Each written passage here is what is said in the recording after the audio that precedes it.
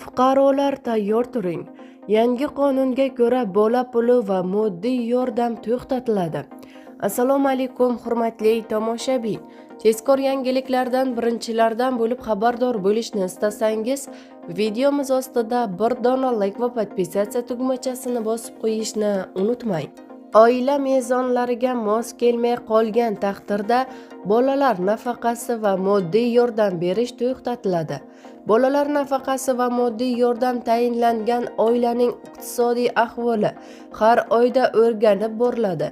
Agar oilaning iqtisodiy holatida yaxshilanish kuzatilsa, masalan, u mol-mulk, yangi avtomobil xarid qilgani aniqlansa, dastur moddiy yordam berish mezonlarini qaytadan avtomatik o'rganadi. Oila o'sha mezonlarga mos kelmay qolgan taqdirda pul berish to'xtatiladi.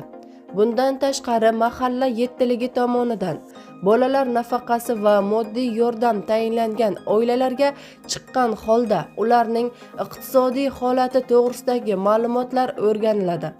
Ya'ni oiladagi mol-mulklar haqidagi ma'lumotlar yig'iladi va dasturga kiritiladi, deyiladi xabarda.